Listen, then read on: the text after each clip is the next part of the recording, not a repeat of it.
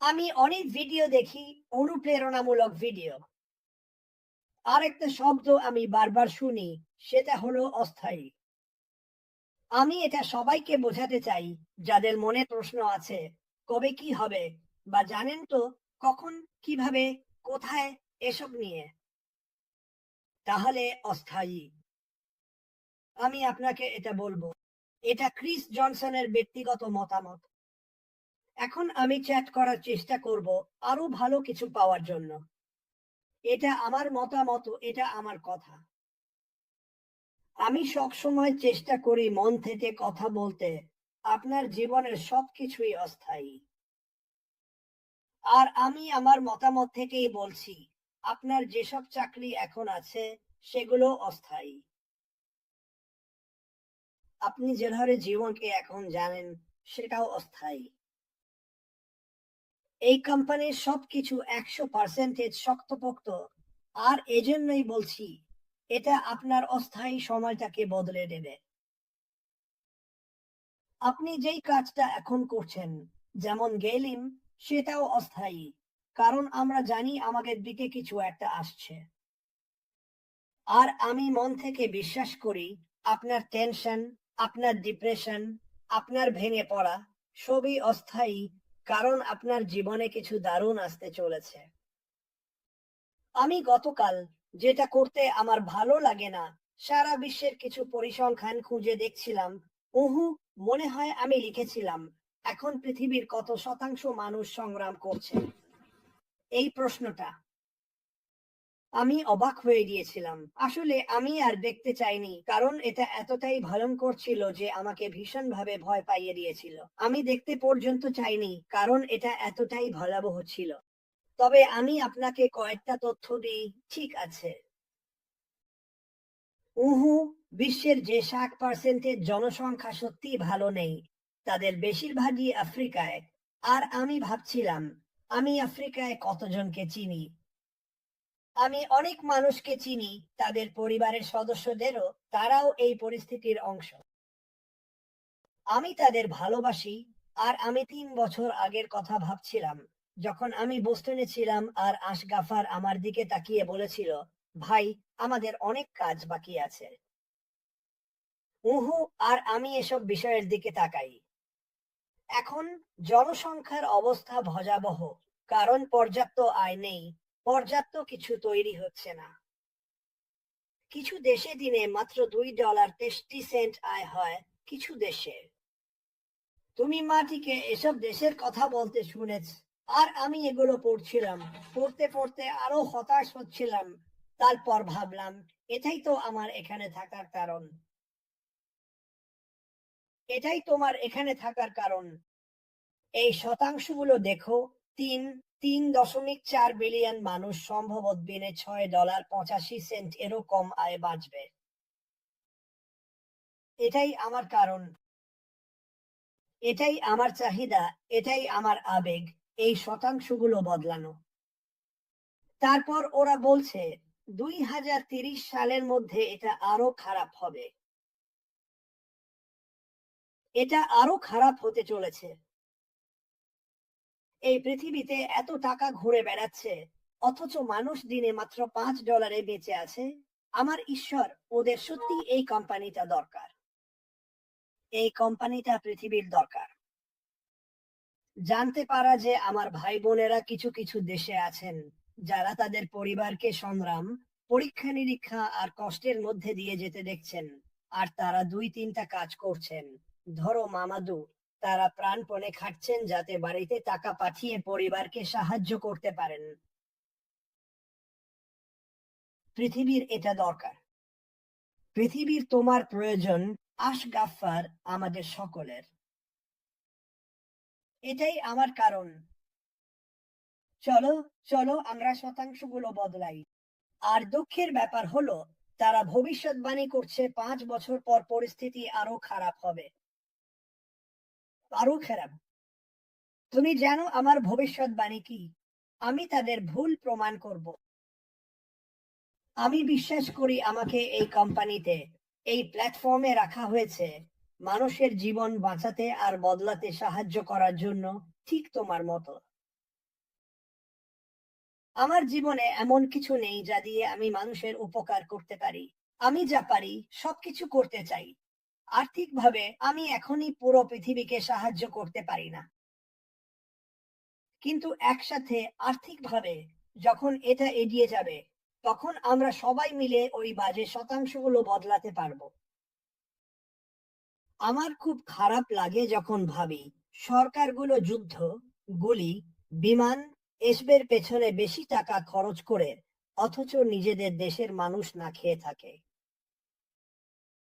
ওরা না খেয়ে আছে, এটার মধ্যে নিশ্চয়ই কিছু ভুল আছে। আমরা জানি আমাদের বড় বড় ক্রীড়া তারকারা আছেন যারা বছরে কোটি কোটি ডলার, এমনকি শত শত কোটি ডলার আয় করেন একজন মানুষের জন্যই। আর আমি জানি ওইসব ক্রীড়াবিদদের অনেকেই আসলে অনেক কমিউনিটিতে দান করেন। প্রতিদিন এতিমখানাগুলো আমাকে ফোন করে, ক্রিস, তুমি কি আমাদের সাহায্য করতে পারো?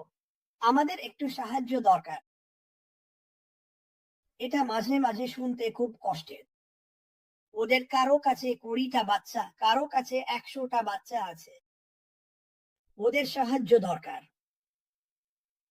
কিন্তু যখন এই শতাংশগুলো দেখি, আমার কাছে এটা একেবারে ঘৃণ্য লাগে। সত্যি বলছি, আমার কাছে।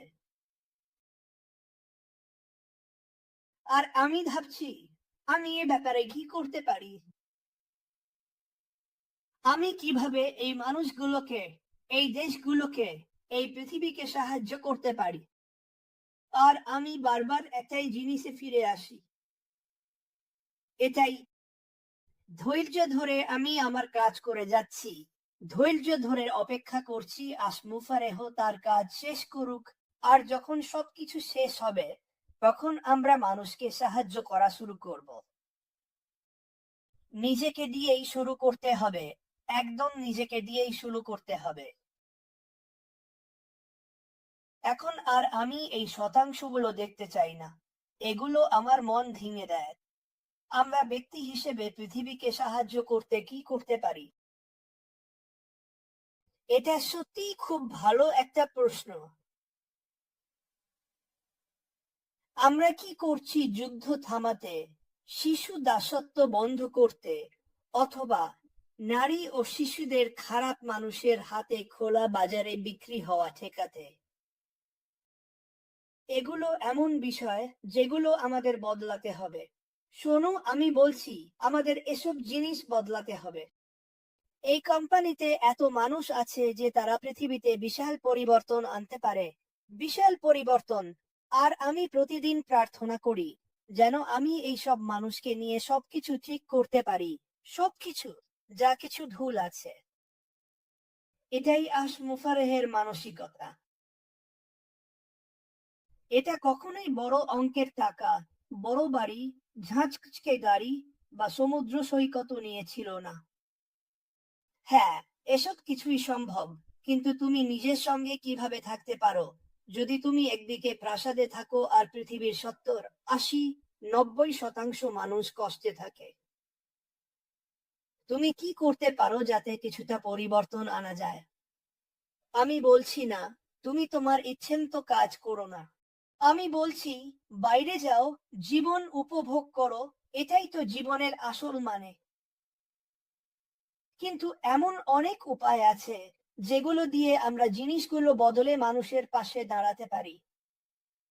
আমি বিশ্বাস করি এই কোম্পানি থেকে যে আয় আসবে তা আমাদের অনেকগুলো সুযোগ এনে দেবে, যেমনটা আমরা বলি এই পৃথিবীর প্রতিটি মানুষকে সাহায্য করার জন্য। আর আমি সবসময় বলি, ক্রিস, তুমি কিভাবে ভাবছো আমরা এটা করব? কারণ এই কোম্পানিতে পৃথিবীর প্রতিটি দেশের মানুষ আছে আর তারা একটা ভালো পথ দেখছে। ওখানেই তো আশা আছে। স্বপ্ন দেখো, আরো বড় স্বপ্ন দেখো। ভালোবাসাকে বাইরে আটকে দিও না। এটাই সেই জায়গা, এই কোম্পানি, আমাদের সিইও এবং তোমরা সবাই মিলে এই শতাংশগুলো বদলে দেবে। আর আমরা সবাইকে ভুল প্রমাণ করে দেখাবো। আমি চাই তোমরা সবাই আমাকে সাহায্য করো। আমাকে সাহায্য করো, অ্যাশকে সাহায্য করো, যাতে আমরা তাদের ভুল প্রমাণ করতে পারি, যারা 5 বছর পরের কথা ভেবে বলে পরিস্থিতি আরো খারাপ হবে। এটা কি গুরুত্বপূর্ণ কিছু নয়?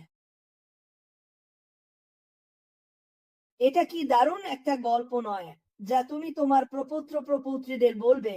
কিংবা হয়তো এই কোম্পানিকে নিয়ে নিজের সম্পর্কে একটা বইও লিখতে পারো। বলো, আমরা দুনিয়া বদলে দিয়েছি। এটাই আমার জীবনের সবচেয়ে বড় উপহার। নবীন বেনি, সুপার স্টিকারের জন্য ধন্যবাদ। এর চেয়ে ভালো কিছু আর হতে পারে না যখন এটা জানো। এটাই আমার জানার জন্য যথেষ্ট। এটাই সব। যখন আমি ঘুম থেকে উঠি, এটাই আমার প্রথম ভাবনা। ধন্যবাদ ঈশ্বর, আমাকে জ্ঞান দাও, বুদ্ধি দাও, সঠিক মানুষের সঙ্গে আমাকে যুক্ত করো। তিনি আমাদের সবাইকে ইতিমধ্যেই অ্যাশ মুফারেহার সঙ্গে যুক্ত করে দিয়েছেন। চলো এই দৌড়টা শুধু নিজেদের জন্য নয়, সারা বিশ্বের জন্য জিতি। চলো আমি নিজে আমার এই চিন্তা বাদ দিই আর বুঝি যে আমাদের যা আছে, যা আসছে, নতুন যে দিশা, তুমি যেমনই অনুভব করো না কেন, এই নতুন দিশা শুধু ইতিবাচক, ভালোবাসা, শান্তি, উপার্জন আর মানুষের পাশে দাঁড়ানোর জন্যই। এটা থামার নয়, শুধু ভালোই হবে আর বড় হতে থাকবে, কারণ তোমাদের মতো মানুষের জন্যই। আমি জানি না তোমাদের কথা, কিন্তু আমার মনে হয় দুনিয়া বদলে দেওয়া একটা দারুণ লক্ষ্য। না যে ঠিক আছে, আমি কয়েক কেজি ওজন কমাবো, ওটা ব্যক্তিগত লক্ষ্য। দারুণ, সেটা করো। কিন্তু যখন তুমি বাইরে গিয়ে বলো, আমি দুনিয়া বদলাতে চাই, আশমুফারেহের কথা, আমি মানবতাকে সাহায্য করতে চাই, আমি এটাকে আরো ভালো করতে চাই, আমি এমন কিছু তৈরি করতে চাই যা পৃথিবীর উপকারে আসবে, আমি এমন পণ্য তৈরি করতে চাই যা অনেকেই তৈরি করতে ভয় পায়, কারণ ক্ষমতা আর রাজনৈতিক। বাকিটা বলবো না। ওর অনেক আইডিয়া আছে, ওর এমন কিছু কথা আছে যেগুলো ও আগে বলেছে, যেগুলো শুনলে তুমি অবাক হয়ে যাবে। এবং এটা এটা সত্যি হবে। এমন কিছু বিষয় আছে যেগুলো আমি এখন বলতে পারছি না, কিন্তু ভবিষ্যতে ও নিজেই বলবে। কিন্তু এখনই তোমার মনে গেঁথে নাও, কাগজে লিখে নাও আর ফ্রিজে ম্যাগনেট দিয়ে লাগিয়ে রাখো। আমি এমন কিছুর অংশ হতে চলেছি যা চিরতরে পৃথিবীকে বদলে দেবে, আর এটা আরো বাড়তেই থাকবে। আর আমরা এই শতাংশগুলো আগামী 5 বছরে দেখব। এখন যে বিশ্ব জনসংখ্যা কষ্ট পাচ্ছে, সেটা হবে 0। যদি না হয় তাহলে অবস্থা আরো খারাপ হবে।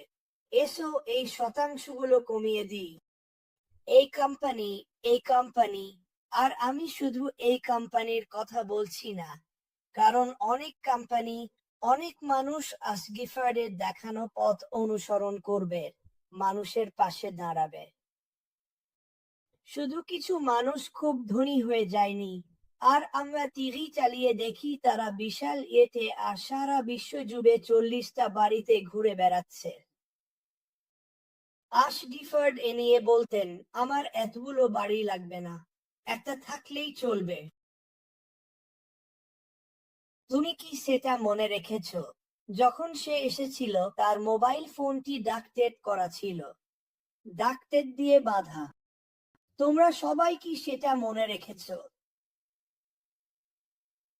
ডাকটেড দিয়ে বাঁধা ফোন, অথচ তিনি হাজার হাজার আইফোন, ল্যাপটপ বিলিয়ে দিচ্ছেন। দেখো, তিনি নিজের চাহিদার আগে অনেক মানুষকে গুরুত্ব দিচ্ছেন, কারণ তিনি মানুষের প্রতি খেয়াল রাখেন। তোমরা সবাই এটা বোঝো, তোমাদের এটা বোঝা উচিত। আমি আবারও বলছি, আমি এটা নিজের চোখে দেখেছি, দেখেছি, এবং এটা দেখা সত্যি দারুণ একটা ব্যাপার। ঠিক আছে, আমরা শুনি খুব ধনী কিছু মানুষ, তারা এই কারণে দান করেছে, আর এটাই এটাই হচ্ছে একটা কোম্পানিতে এত মানুষ থাকার ভালো দিক। আমাদের প্রত্যেকেরই একটা উদ্দেশ্য আছে। এটা যাই হোক না কেন, আমরা দুনিয়াটা বদলে দেব। এটা লিখে তোমার ফ্রিজে একটা চুম্বক দিয়ে লাগিয়ে রাখো। একসাথে আমরা দুনিয়াটাকে আরো ভালো করে বদলে দেব। আমরা আমাদের প্রবীণ নাগরিকদের যত্ন নেব। আমরা আমাদের ভেটেরানদের যত্ন নেব। আমরা সেই সব মানুষকে খুঁজে বের করব যারা রাস্তায় পড়ে আছে, যাদের সবাই ভুলে গেছে। চিকিৎসা সমস্যা, মাদক সমস্যা, মদ্যপান সমস্যা, মানসিক অসুস্থতা, এই সব কিছুই এই কোম্পানি থেকে বেরিয়ে আসবে, যা মানুষের উপকারে আসবে। এক রাতেই হবে না, কিছুই এক রাতেই হয় না। তুমি ঘুমাও, কিন্তু প্রতিদিন যখন যাচ্ছে, তোমাদের মধ্যে কেউ একজন এখন ভাবছো, আমি যেখানে থাকি সেখানে অন্তত ৩০০ জন রাস্তায় থাকে, হয়তো চিকিৎসা সমস্যা, মানসিক সমস্যা, তাদের সবাই ভুলে গেছে। তুমি সেই মানুষগুলোকে খুঁজে বের করবে এবং এই কোম্পানির মাধ্যমে তাদের সাহায্য করবে। তোমার মাথায় ঢোকাতে হবে, এই কোম্পানি মানুষকে ধনী করার জন্য তৈরি করা হয়নি। এটা ব্যক্তিদের সাহায্য করার জন্য তৈরি করা হয়েছে। এটা তৈরি করা হয়েছে পৃথিবীকে আরো ভালোভাবে বদলে দেওয়ার জন্য।